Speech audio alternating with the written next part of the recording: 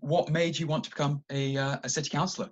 The path into politics is often not planned. It was an accident, a stumble upon politics, and I think that's almost a decade now. And I think I was the first Vietnamese Australian woman councillor with refugee background who stepped into politics. And so I went for a state seat. I did not win it.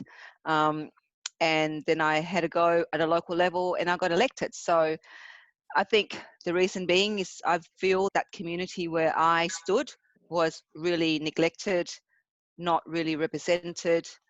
They don't have a voice. Whatever they have asked for over the years, for example, a car park, a simple car park was not even delivered by the local or state or federal government. So I thought, well, something has to be done because of the lack of, the community's voice being heard. I thought I'll give it a go and be the voice for the community. That was my campaign line, the voice for the community, which I became. Do you think your background has affected your attitude towards success and employment at all? My background, I came to Australia as a refugee from Vietnam. I couldn't speak English, surprisingly. I'm sitting here talking to you, sounding very Aussie, no doubt. But I came here and we lived in refugee camps, in Hong Kong, where we spent many years. With one suitcase, as a child, I was about 11. So my aim was to be part of Australia, to adopt, this is my new homeland now. And work really hard to be a good Australian citizen. And so that's what I've always wanted to do, and I continue to do. What obstacles have you faced personally in the workplace? So we were the first influx of Vietnamese refugees back in the 70s. So Australia had just come out of the White Australia policy. Obviously, the systems, the institutions are predominantly white, Anglo-run, male, and from privilege. I got into journalism first, and that was a challenge because back in those days, there were no, that somebody that looks like me in the media. But I managed to get into the media, and I managed to get into the Australian Broadcasting Corporation. That was a real feat, that was a huge achievement for somebody for my background. So I got into the workplace, and my aim was to be just a good journalist. But I was the only, if I can put it, coloured. Even though I'm not coloured, I am, slightly tan and coloured, but I was the only ethnic face in the institution. And the challenge was I had an accent. I want to be a journalist. I want to be a broadcaster. I want to go on air. That was a challenge because at the time in the 90s, a face like mine just did not go onto the screen of the television in Australia. But I kind of persevered and eventually moved into radio, and I got to broadcast. So that was great. And then I stepped into politics again. There were nobody that looked like me.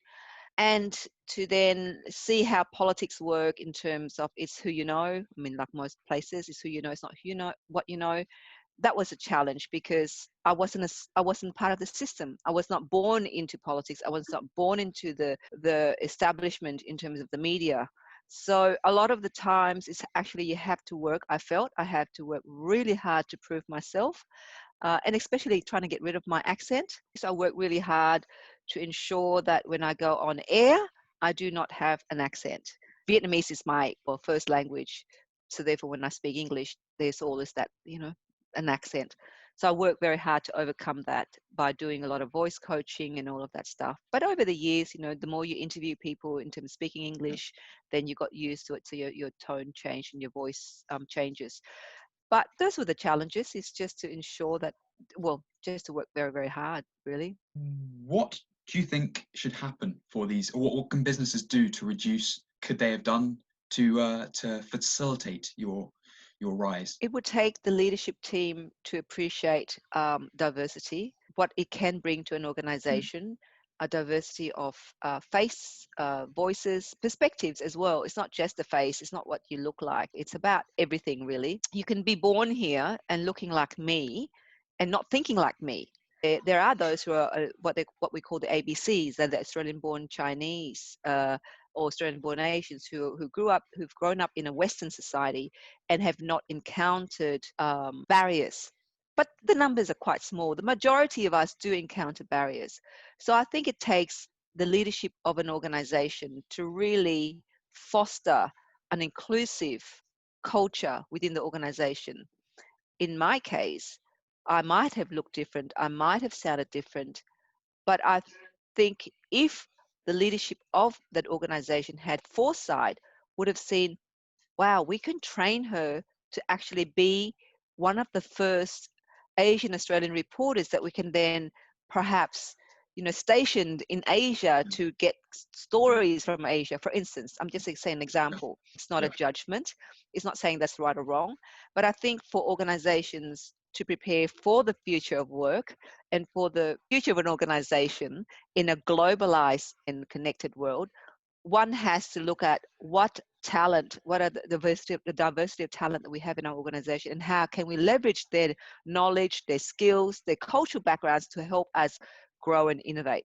So obviously we are very interested, invested in diversity inclusion, and obviously it's been a very good thing that you have risen to your position. What, from your point of view, are the advantages of diversity inclusion in the workplace? I'll give you an example. Just for instance, Breast Cancer Trials, which is an organization that promotes breast cancer research to the wider community. Predominantly, obviously, I mean, I've been affected by cancer. So I'm a breast cancer survivor. And over the years, when these organizations do campaigning, messaging, and to reach to the community, to the wider community, they often forget that people like me are affected or have been affected. But the cultural aspect is that people from my cultural background will not talk about having breast cancer because it's a taboo subject. So while you want to do fundraising and reaching into that community, how do you communicate with them? So I think if you've got a diverse staff and people of that cultural background, you can tap into that person and say, how do we communicate with your community more effectively on this matter? How do we engage them and educate them so that we can improve the research or can improve the information that we have through our research to give to them so they can actually help their better preventative measures, if not measures to actually help them cope through living with cancer, for instance. That's just an example. So there's a lot of organizations that I have worked with that I believe are just starting to see the advantage of tapping into and leveraging of the diversity of staff in order to help them communicate with the customers or consumers or clients. So it's very important from that perspective. Do you have any role models, and why are they your role models? For me, my mother is a role model for me. A woman who's not educated. I mean, I'm the first in the family to go to university, and so is my sisters. So coming here with nothing, with no knowledge, not coming here, but escaping, getting on the boat with her kids, and not knowing we were going to die, and we nearly died at sea, by the way.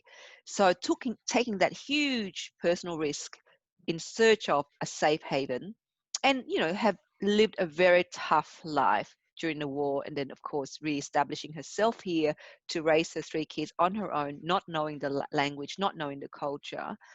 I think I look at her and I'm thinking, well, if she did it with limited English and limited knowledge, then I can do better, and I should give back as well to the society that has given my family an opportunity. So that's a role model. But I often look for colored person, if I can put it that way. Role models, people like me who've been a refugee or who've been a migrant, who've had it really tough, who built themselves up. So I saw this Netflix of this amazing, oh my God, I forgot her name, but she's a African American woman who created a lotion for hair for African American women. I can't remember the name. I can't believe it. The show Self-Made? Maybe it's called Self-Made there, but it's called differently here. It's on Netflix. She's African American, and she had produced the hair products for African American, and a self-made entrepreneur. So she was an entrepreneur, and I saw the Netflix how her journey from really nothing, coming from a domestic violence, relationship, and building her empire. And that was just actually recently, but I constantly look out for those kind of stories that I can follow. Fantastic. And finally, would you like to tell us a little bit about your website? Oh, yes. Look, I mean, my work has been around inclusion and diversity for the last 5 years. So I have been a really loud mouth. And it's unusual for an Asian, especially a Vietnamese woman, to be very loud because we are brought up to be very quiet. We are not meant to be argumentative. We're not meant to be assertive. So I'm actually opposite to all of that. Uh, and so for the last 5 years, I've been trying to pushing the conversation around inclusion and diversity in leadership across our mainstream institutions in Australia. And I've had really some great work running workshops for some organizations around the region. But then COVID-19 came and that forced my small business, not for profit, to shift so drastically. So we have shifted to become a new online media, podcasting, and the aim is to shine the light on the diversity of stories, perspectives, and lived experiences of the individuals that make up our society and the world. And so our vision is to impact the world one conversation at a time. I feel that the media currently, mainstream media, is feeding off the fear of people, and they don't provide us information or insights on how we can actually get out of COVID-19 and how do we prepare for the future post COVID-19. So my aim is to talk about issues that will impact people's lives, but in a positive way. Yep. So I'm really excited about that. So please do subscribe if your listeners tuning in, and check us out. We're starting out, we're bootstrapping everything. I believe in the UK it's more diverse in terms of media representation, but here in Australia we're not yet there. So my aim is to have two faces of two Asian women presenting news, presenting content in a mainstream manner, tackling mainstream topics. So that's so that's Dawncast. Thank you very much, Di.